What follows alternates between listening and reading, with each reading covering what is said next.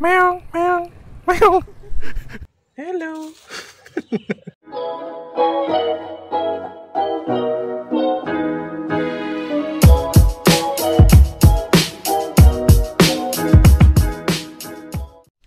Halo teman-teman, kembali lagi bersama David 19. Hari ini kami akan mengajak teman-teman semuanya untuk melanjutkan penelusuran Das Pakeresan bagian kelima, sekaligus menjadi akhir dari penelusuran kita.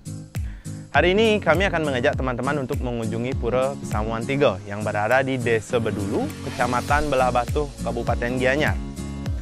Sebelumnya kita telah membahas tentang perakitan pasal-pasal penyatuan agama yang berada di Bali. Nah, sebagai penutup, disinilah lokasi di mana perbedaan agama yang sempat terjadi disatukan.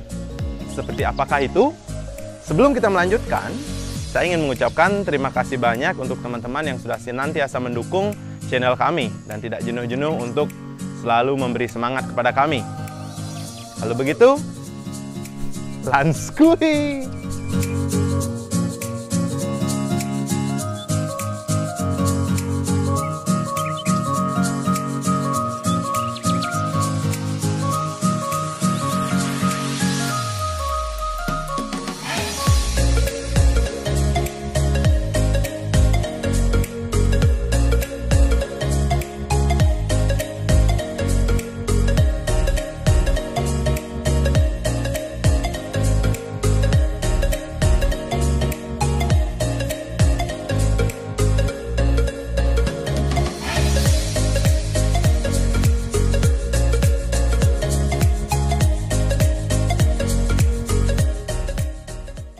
Jadi teman-teman, sekarang kita sudah berada di depan Pura Samuan 3 atau Pura Pesamuan 3. Sebelum kita memasuki areal pura seperti biasa, kami mengingatkan teman-teman untuk selalu menjaga perilaku dan cara berpakaian yang sopan. Berbicara sedikit tentang pura-pura di Das Pakeresan memang sangatlah banyak. Namun pada penelusuran kali ini kami hanya berfokus kepada pura-pura di mana penyatuan agama terjadi. Oke, tanpa berbasa-basi lagi, mari kita langsung menuju ke Pura Pesamuan 3.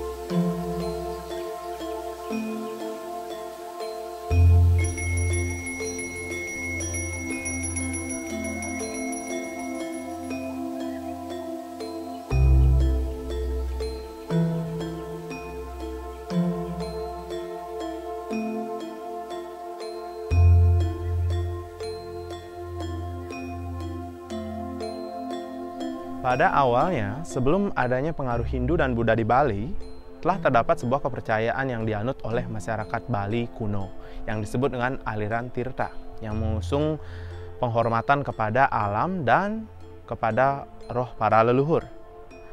Setelah datangnya pengaruh-pengaruh agama, baik itu Hindu ataupun Buddha, kehidupan masyarakat Bali kuno mulai berkembang. Tidak hanya masalah tradisi dan kepercayaan, namun juga tentang gaya hidup dari masyarakat Bali kuno.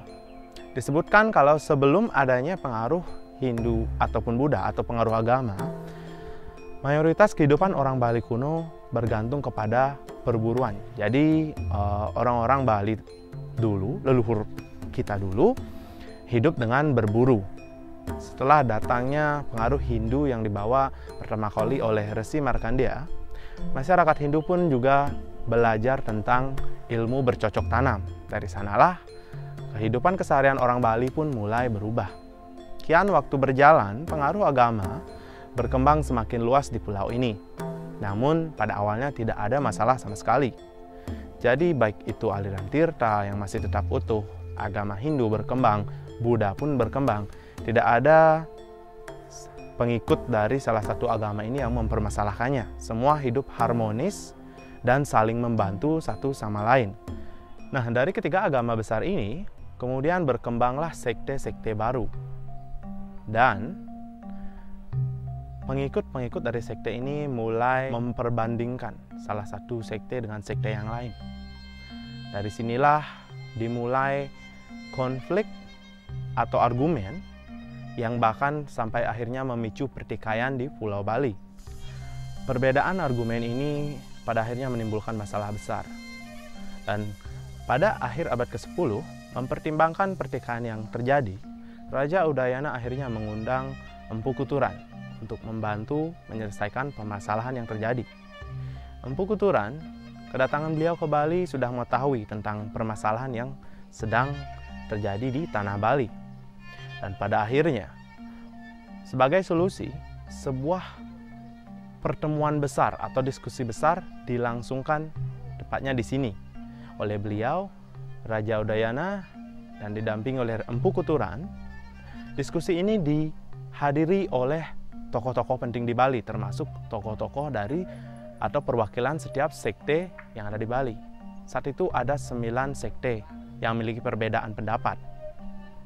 Sebagai hasil dari diskusi, pada akhirnya mereka semua mendapat sebuah kesepakatan di mana seluruh sekte akan disetarakan atau disatukan, yang melahirkan kepercayaan atau konsep baru yang disebut dengan konsep Trimurti.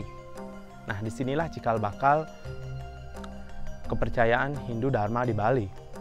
Nah, dari sana setiap daerah di Bali dibangunlah kayangan 3 atau 3 pura yang merepresentasikan Trimurti ini, atau Dewa Brahma, Dewa Wisnu, dan Dewa Siwa, yang meliputi Pura Dalam, Pusah, dan Balai Agung. Ruang lingkup kecilnya bahkan di keluarga juga direalisasikan dengan dibangunnya Rong Telu pada setiap pemerajaan atau sanggah atau areal suci di pekarangan keluarga. Nah, dari hal tersebut, untuk menjaga kayangan 3 atau pura-pura yang dibangun di setiap daerah, diciptakanlah desa adat atau kelompok masyarakat yang akan mengempon atau menjaga pura-pura tersebut. Nah, keputusan dari konsep Trimurti ini adalah di mana disetarakan semua perbedaan kepercayaan yang pernah ada dan dijadikan satu. Nah, konsep ini mungkin menurut saya berasal dari 3 pilar agama yang berkembang pada awal mula tumbuhnya atau berkembangnya agama atau kepercayaan di Bali, yaitu dari Hindu, di mana kita belajar berketuhanan. Jadi kita harus selalu ingat kepadanya dan selalu bersyukur, karena apapun itu semua berasal darinya. Bahkan jiwa kita berasal dari beliau. Kemudian dari Buddha, filosofis Buddha mengajarkan tentang tatamam asi atau mencintai sesama. Di sini kita juga belajar tentang kemanusiaan. Kemudian dari aliran Tirta, di mana leluhur kita mengusung penghormatan kepada alam dan roh leluhur.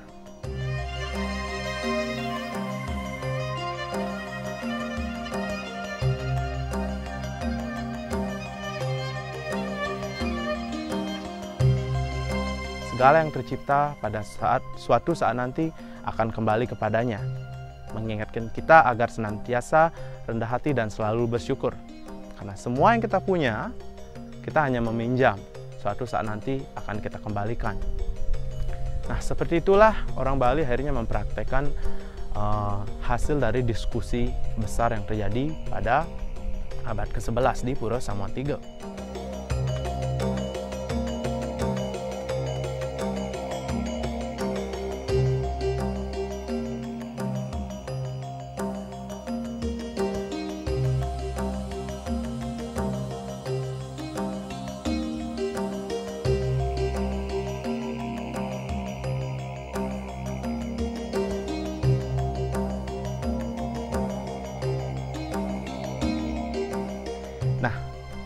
Itulah yang dapat saya bagikan kepada teman-teman semua.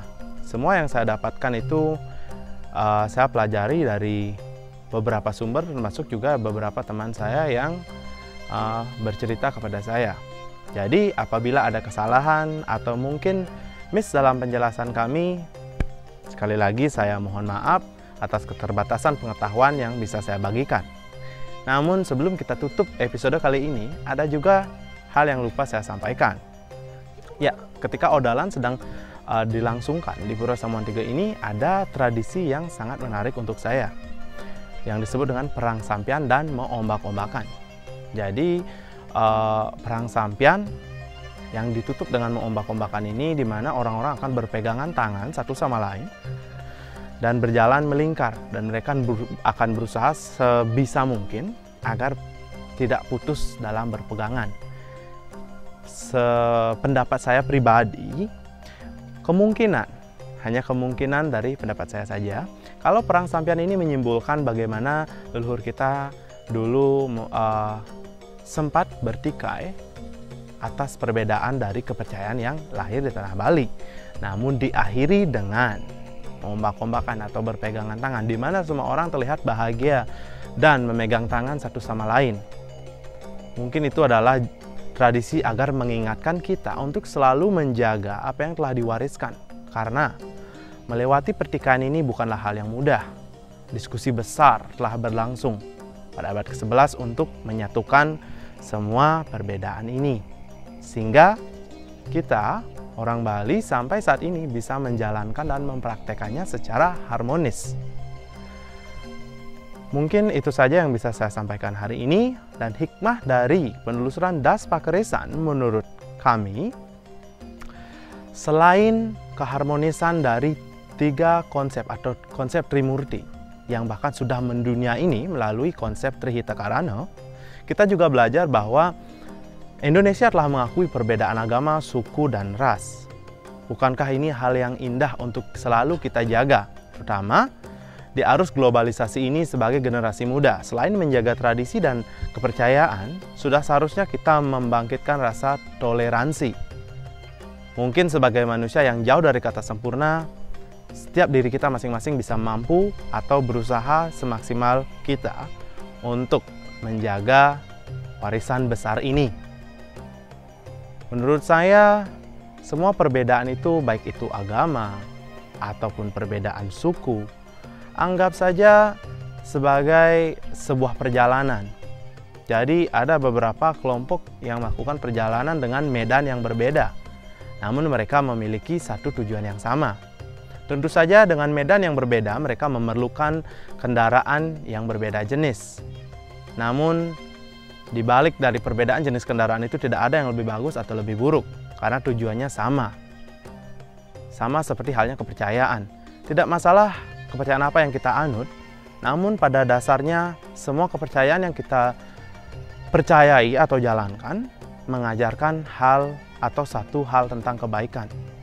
Jadi sekali lagi, saya berharap di kemudian hari kita semua bisa mempraktekkan toleransi dan juga menjaga tradisi leluhur yang telah diwariskan di tengah situasi yang kacau seperti ini.